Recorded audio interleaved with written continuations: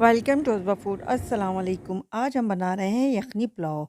देगी यखनी पुलाव बना रहे हैं। वाइट पुलाव जो होती है वो बना रहे हैं, जो बहुत ही मज़ेदार बनती है। एक एक दाना हमारा खिला हुआ है। और एक इसकी ट्रिक होती है दम देने की भी, उससे भी बहुत खिला खिला चावल बनता है, वरना चावल अगर चिपक जाए तो पुलाव या बिरयानी का मज़ा ख़राब हो जाता है। तो बहुत ही आसान रेसिपी है, इसको फॉलो करें और इंजॉय करें और देखते जाएँ किस तरह से मैं बना रही हूँ।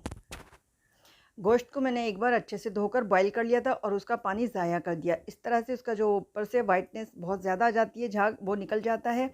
तो अब मैंने इसको साफ़ पानी डालकर, इसमें धनिया है, गरम मसाले हैं थोड़े थोड़े से सभी, लौंग, बड़ी इलायची, छोटी इलायची, धनिया और सौंफ, नमक के साथ इसको बॉईल करने के लिए रख देंगे। इसमें डाल देंगे एक प्याज भी और अदरक लहसुन। तो इसको हम बॉईल करने के लिए रख देंगे, गलाने के लिए रख देंगे। ये अच्छे से गल जाएगी तो दूसरी तरफ हम चावल भिगो देते हैं, साथ साथ हमारा काम हो जाएगा। बहुत क्विक बनने वाली ये रेसिपी है। इस तरह आप बनाएंगे तो आपकी बहुत तेज़ी से और जल्दी से बन जाएगी।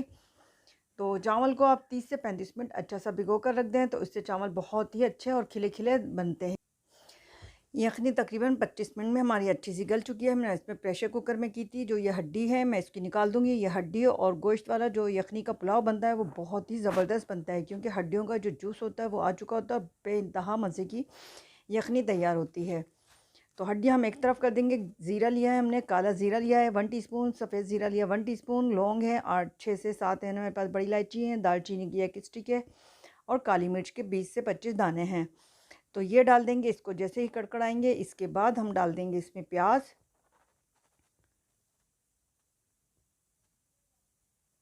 देखें गरम मसाला चटकने लगा था तो उस वक्त मैंने डाल दिए प्याज। प्याज को बहुत ज़्यादा डार्क कलर नहीं करेंगे। जैसे ही सुनहरा कलर आने लगेगा प्याज के ऊपर तो इसमें डाल देंगे बाकी के स्पाइसेस। इसी कलर पर हम डालेंगे इसमें अब अदरक लहसुन का पेस्ट।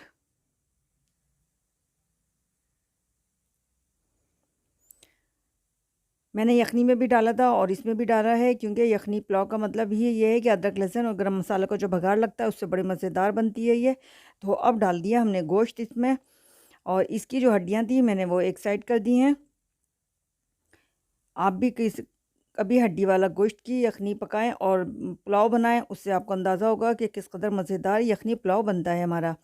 तो मैंने डाल दिया है इसमें कुटा ज़ीरा और सौंफ और धनिया, तो इससे बड़ा अच्छा फ्लेवर आएगा। दही डाल दी है, आधी प्याली के करीब मेरे पास दही है। तो इसको हमने डालकर अच्छे से मून लेना है, क्योंकि हम बहुत सिंपल पका रहे हैं इसको। 1 टीस्पून मैं इसमें डाल रही हूँ चिकन पाउडर। आप चाहें तो चिकन क्यूब भी डाल सकते हैं, इससे बड़ा अच्छा सा थोड़ा सा फ्लेवर अच्छा आ जाता है। और चाहें तो स्किप भी कर सकते हैं, क्योंकि यखनी में ऑलरेडी इतना ज़बरदस्त फ्लेवर है हड्डियों के साथ जो हमने गोश्त पकाया है। तो अब जो हमने गोश्त डालकर भुनाई की थी उसके बाद हमने डाल दी इसकी यखनी और डाल दिए हैं राइस। तो नमक डाल देंगे टेस्ट के हिसाब से। पानी डालेंगे अपने राइस के हिसाब से, कि आपके पास कौन से राइस हैं और कितने पानी लेते हैं, आप उस हिसाब से राइस में पानी डाल दें। ये मैं हरी मिर्च डाल रही हूँ, 6 से 7 हरी मिर्च को मैंने ग्राइंड कर लिया था। और इस वक्त हम डाल रहे हैं इसमें साबित टमाटर। हमें टमाटर को भूनना नहीं था। और 2-3 हरी मिर्चें साबित डाल रही हूँ, 3 से 4 मैंने स्लाइस डाल दिए हैं लेमन के। एक लेमन था जिसके मैंने स्लाइस कर लिए थे। अब देखिए जैसे ही इसमें बबल रह गए हैं पानी के हल्के हल्के से, तो इस पर दम लगा देंगे। ये एक अच्छे राइस की पहचान है। आपको अगर अच्छा राइस पकाना है, खिला खिला पकाना है, तो इस तरह से आप दम लगाएं। अगर पानी बिल्कुल खुश कर लेंगे तो नीचे से लगेंगे। तो ये देख सकते हैं आप, हमारा दम खुल चुका है। तकरीबन मैं 10 मिनट का दम लगाती हूँ। इस तरह से एक एक दाना ये खिला हुआ बनता है। हर दाने के अंदर जायका, हर दाना खिला खिला है। तो निकाल लेते हैं इसको डिश के अंदर। तो आप इससे भी अंदाज़ा कर सकते हैं कि एक एक दाना किस तरह से हमारा खिला खिला सा बना है। तो आप ज़रूर इस सिंपल सी रेसिपी को बनाएं और इन्जॉय करें, क्योंकि बहुत ही देगी स्टाइल में बनी है ये।